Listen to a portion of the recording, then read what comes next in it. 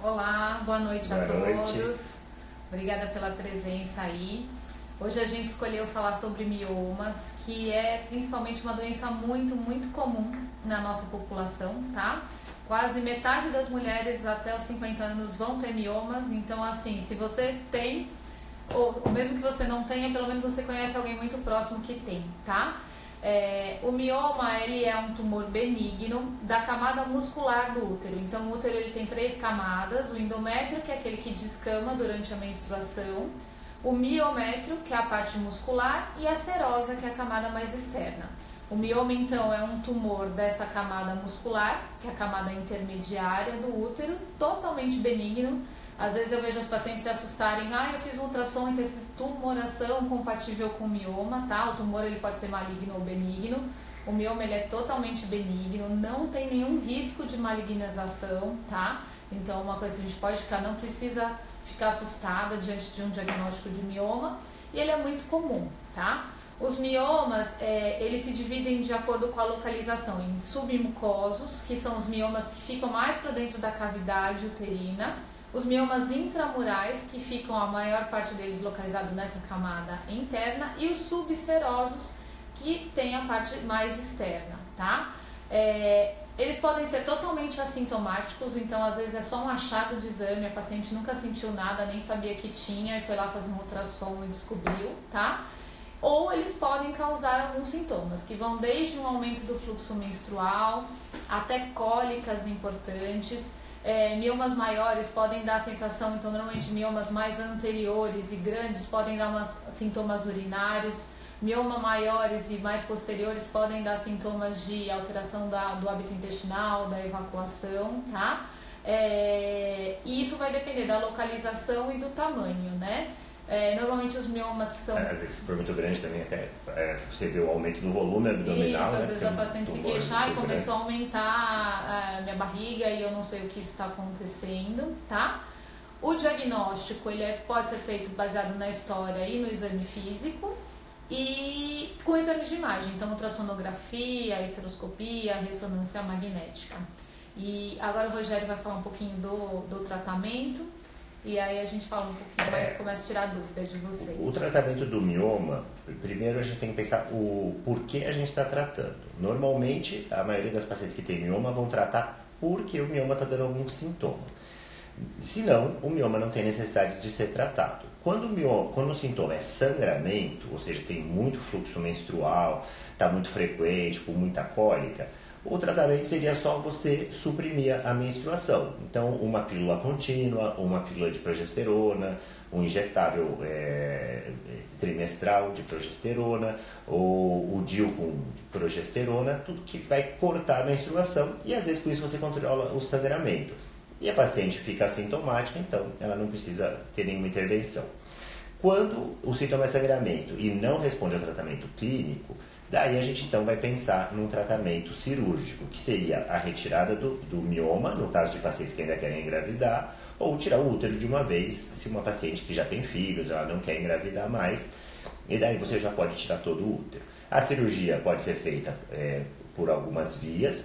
O mais comum é fazer por laparoscopia, mas miomas muito grandes, normalmente a gente acaba fazendo uma cirurgia igual, o corte de cesárea mesmo, e dependendo do tamanho, às vezes tem até que fazer uma cirurgia mediana.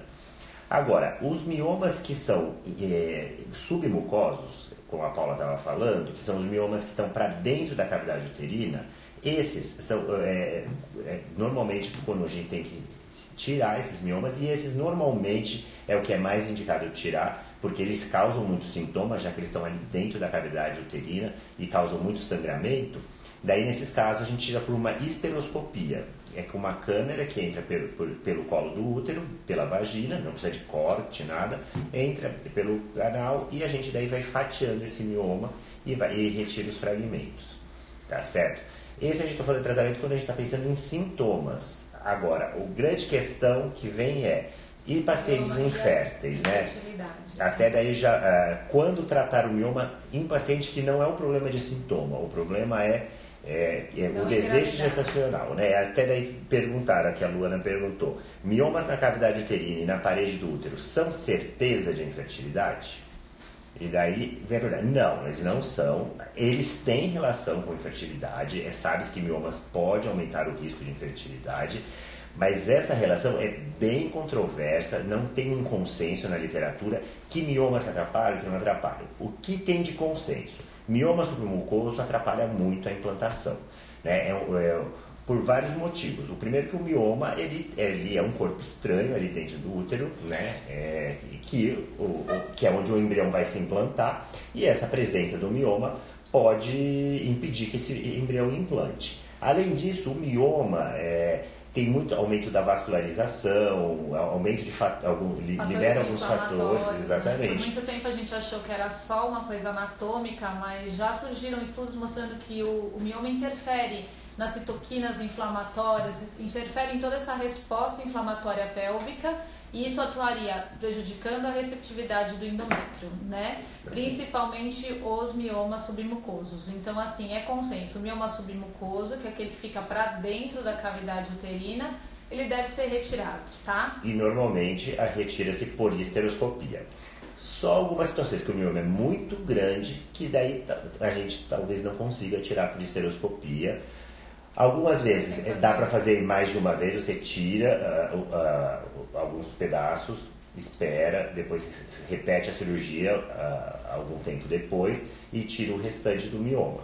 Agora, quando ele é muito, muito grande mesmo, daí tem que ser por laparoscopia ou por cirurgia aberta mesmo, né, com corte de cesárea, para tirar o mioma. É importante dizer também que a via depende muito da experiência do cirurgião, né? Então não adianta um cirurgião indicar laparoscopia se ele não tem experiência em fazer esse tipo de cirurgia. Fazer uma cirurgia robótica se ele não tem experiência nisso. Então depende muito da sua equipe, da experiência que tem e da maneira que você se sente mais confortável em realizar. O importante é, a partir do momento que você se propôs a fazer uma cirurgia para retirar os miomas, tirá-los completamente, né? Então, pensar muito bem nas indicações, né? Sempre os submucosos devem ser retirados, tá? Os subserosos, via de regra, não, com raras exceções.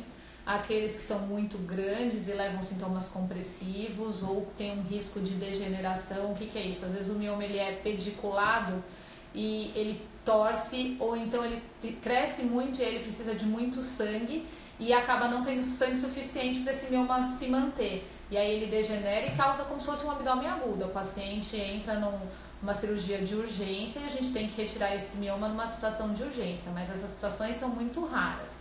E os intramurais a gente sempre fica em cima do muro, né? Então, a princípio, intramurais pequenos que não distorcem a cavidade, eles podem ser mantidos, tá? Se a paciente não tiver sintoma nenhum. Se a paciente tem pelo menos mais do que 1 ano de infertilidade ou já fez uma fertilização e teve falha, a gente pode começar a pensar em retirar esse mioma, mesmo ele sendo assintomático. Por isso que a gente falou mesmo, porque ele pode causar uma resposta inflamatória e alterar a receptividade do endométrio. E miomas muito pequenos que não distorcem a cavidade, a gente não tem que fazer nada.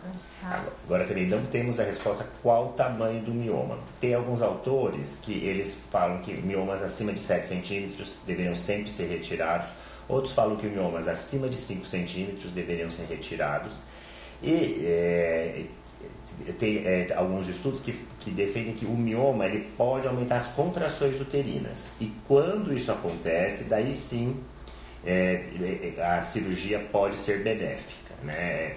Para detectar contrações uterinas, existe uma ressonância magnética com um aplicativo junto que chama Cinemode Display, né? Então ela faz um filme, né, do útero, vendo por alguns minutos e sentindo se tem contrações uterinas. Quando tem contrações aumentadas, isso pode indicar uma falha a mais para fertilização in vitro.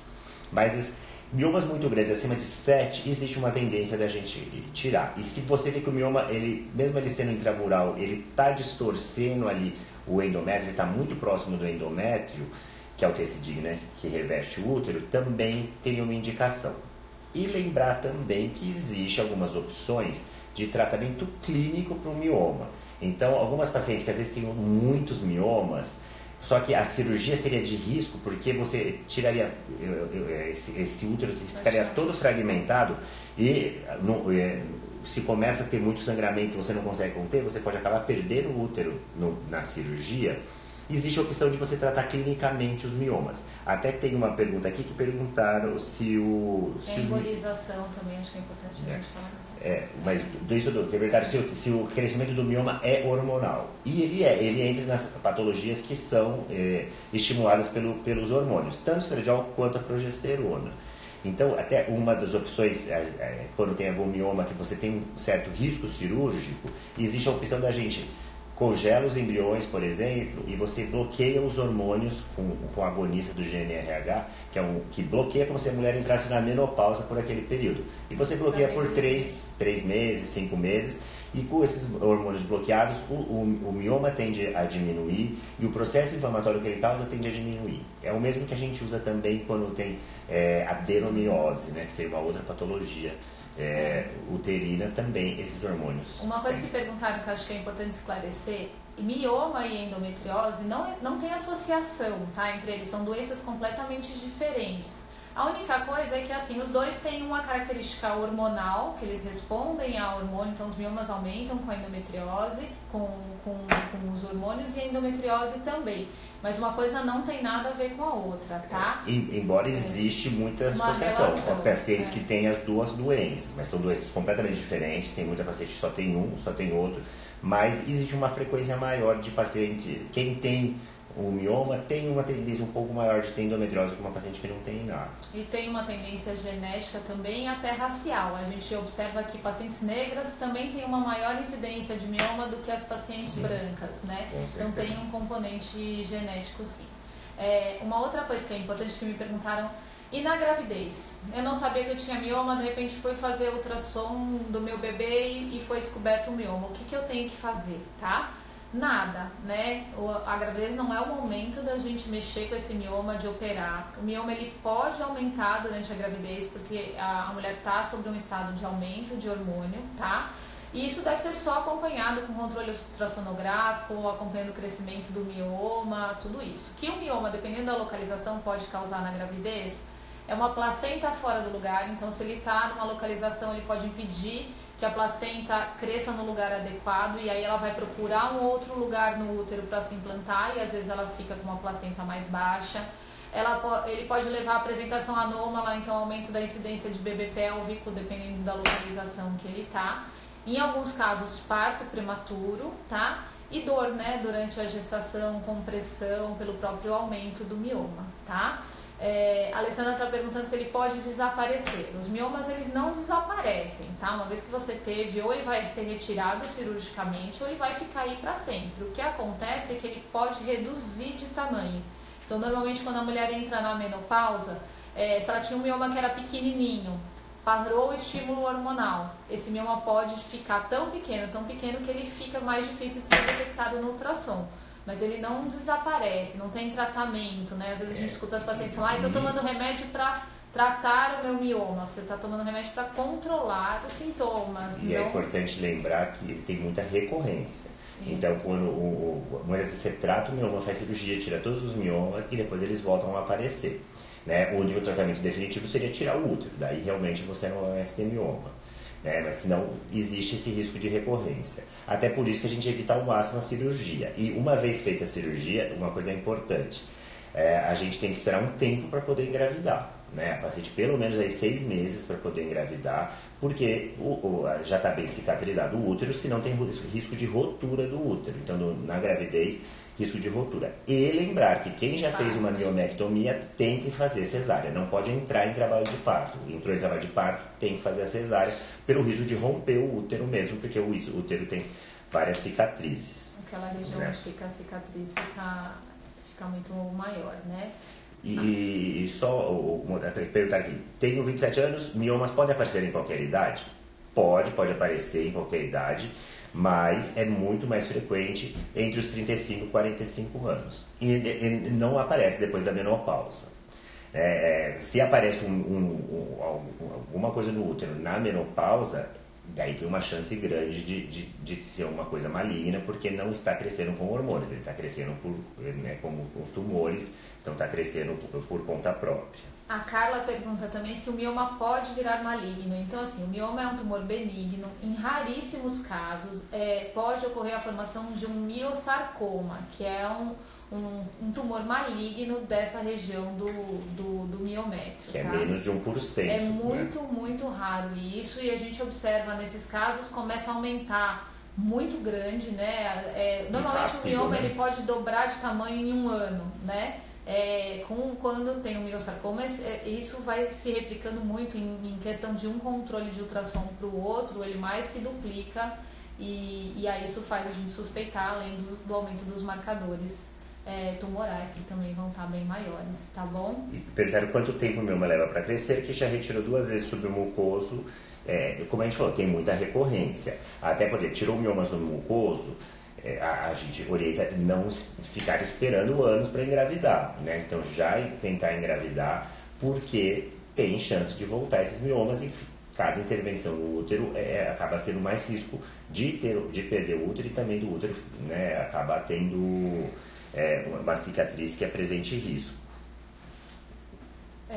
Ferida no útero é mioma. Às vezes a gente escuta, eu tenho mioma no ovário, tem mioma, é só no útero, tá, gente? Não tem mioma na trompa, não tem mioma no ovário, nada disso. O mioma é na camada muscular do útero, tá? Ferida não é, né? Ferida, precisa ver, deve ter sido um jeito que o ginecologista usou para ficar mais fácil de entender. Mas o mioma é o aumento de uma massa celular tumoral, tá? Dessa massa do muscular, não é uma ferida, tá bom? E também perguntaram aqui, né, que se ter endometriose profunda, quanto tempo o tratamento? Endometriose é uma outra patologia que até a gente pode um dia também conversar aqui na live, mas só lembrando que quem tem endometriose e está querendo engravidar, existem 2 opções, ou partir direto para uma fertilização in vitro, e daí é rápido o tratamento. Normalmente, daí é discutível se a gente congela os embriões e faz um bloqueio hormonal também, ou então a opção de tentar uma baixa complexidade, daí você faz a cirurgia, e daí pode tentar uma gravidez espontânea. Se tiver tudo favorável, o paciente é jovem, o ovário é bom, com uma boa reserva, as trompas boas e o sêmen bom, daí vale a pena operar se for uma infertilidade somente causada pela endometriose. Se não, se tem algum outro fator já de fertilidade, vai direto para a FIV e não tem necessidade de operar a endometriose antes da FIV. Se tiver falhas com a FIV, daí é questionável se operar a endometriose melhoraria ou não. Eu acho que vale a gente falar de outros tratamentos que tem para mioma também, né? Falando de outros tratamentos não cirúrgicos e não hormonais, né? Então a gente tem a embolização do mioma e a gente tem a radiofrequência, né, por ultrassonografia. Esses são tratamentos muito bons para as pacientes que não querem ou não podem passar por um procedimento cirúrgico, com bons resultados do ponto de vista dos sintomas. Só que a gente tem que abrir um parênteses para as pacientes que desejam gestação. Já existem vários trabalhos mostrando que a embolização uterina, o que é a embolização? Através de um catéter, ele vai injetar microbolinhas ali que vão diminuir a circulação de sangue, o fluxo de sangue para esse mioma, e com isso ele vai diminuir de tamanho. O problema é que essa embolização também vai diminuir o fluxo de sangue para o ovário, e isso pode diminuir a reserva ovariana e acelerar um processo de menopausa, pode levar até uma menopausa precoce.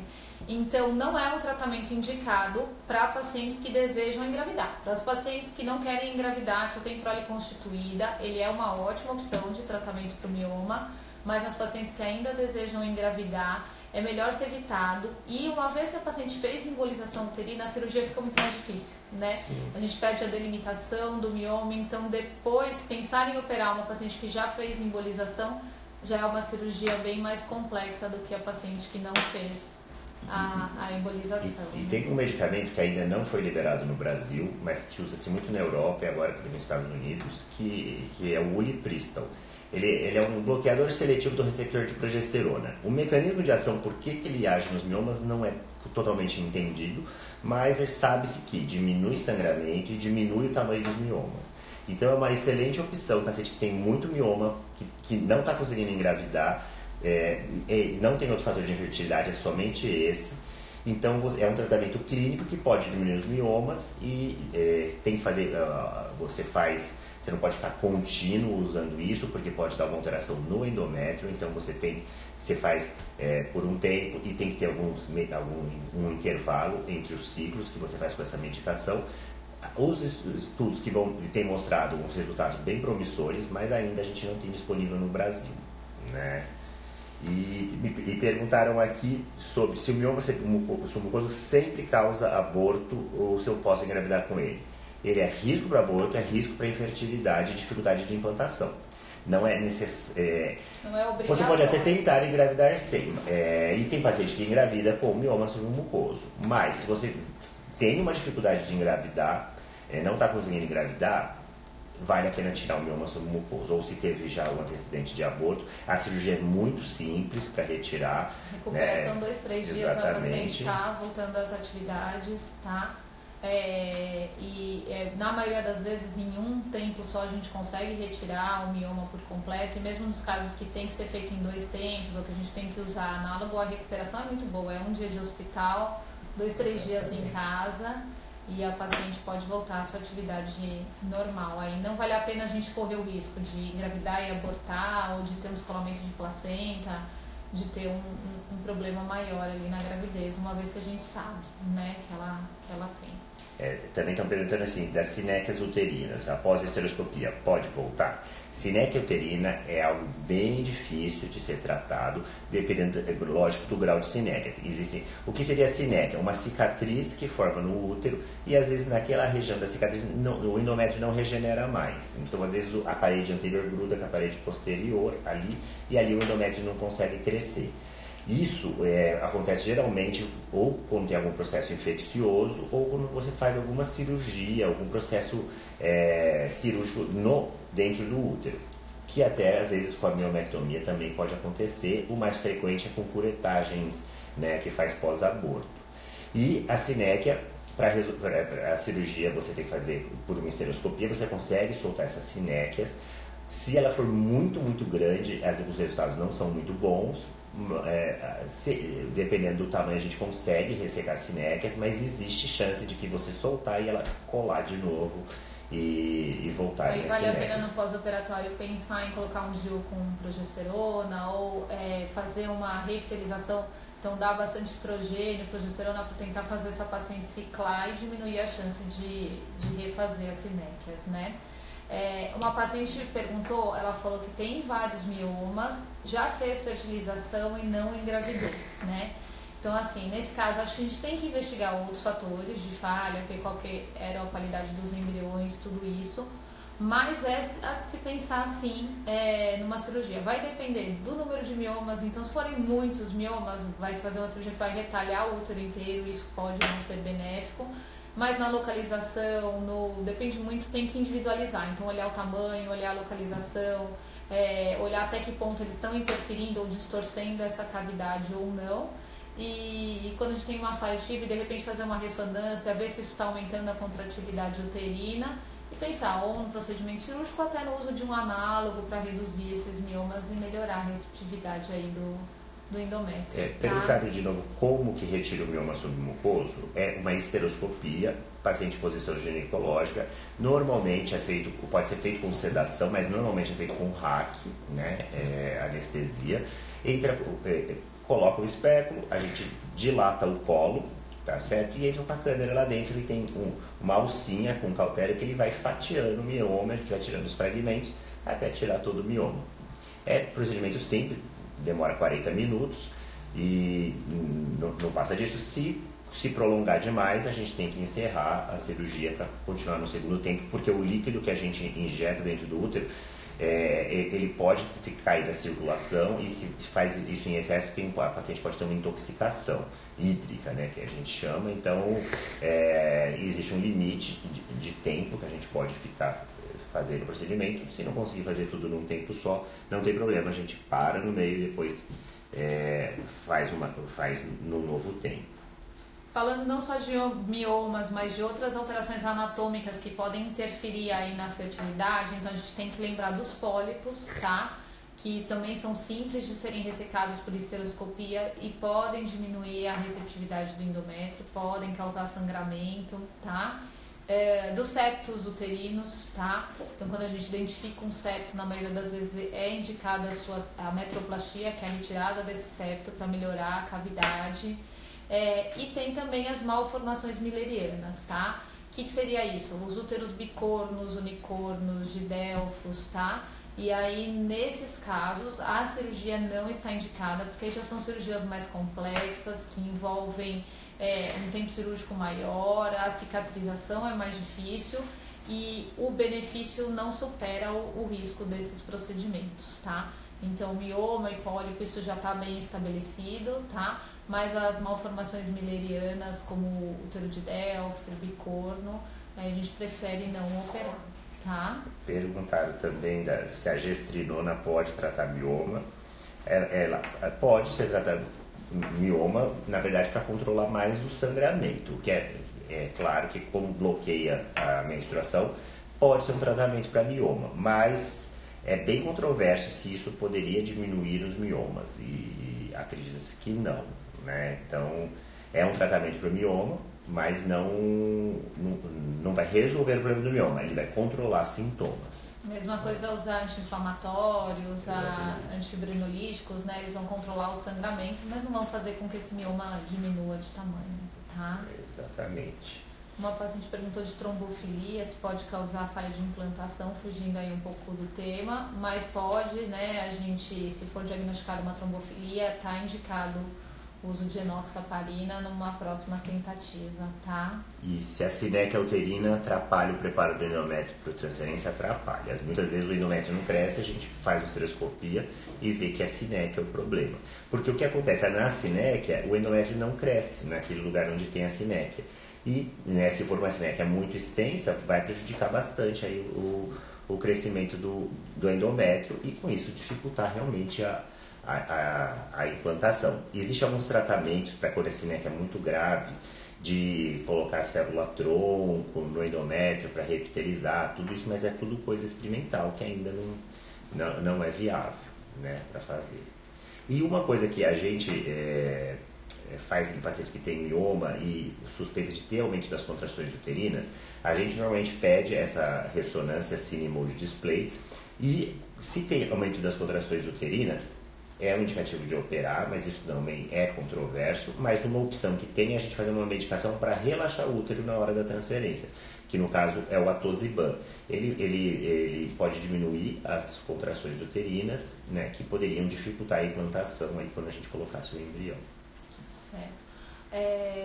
Uma outra coisa que a gente tem que falar é quando for fazer a programação cirúrgica, é muito importante que seja avaliado muito bem toda a cavidade, todos os miomas. Então, é importante que a gente tenha uma programação não só com a ultrassonografia, mas uma ressonância, um ultrassom bem completo, porque vem bem descrito, assim, qual o tipo do mioma, se é 1, 2, 3, 8...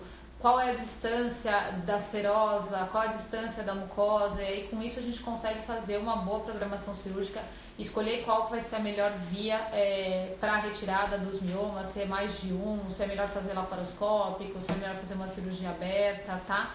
Então é muito importante, antes de entrar na mesa cirúrgica, ter essa programação, conhecer muito bem todos os miomas, a localização, o tamanho, o tipo deles, porque aí, com certeza a gente vai ter um resultado muito melhor no nosso intraoperatório. Tá? E assim, lembra, como a gente falou, o mioma submucoso realmente atrapalha a implantação. Agora, os miomas podem ser fatores que dificultam, mas é muito frequente para o paciente com mioma e a maioria das pacientes não vai ter problema. A gente tem muitas pacientes engravidando com a FIV, com miomas e também gravidez espontâneas, né? Frente a uma falha de implantação, daí a gente tem que pensar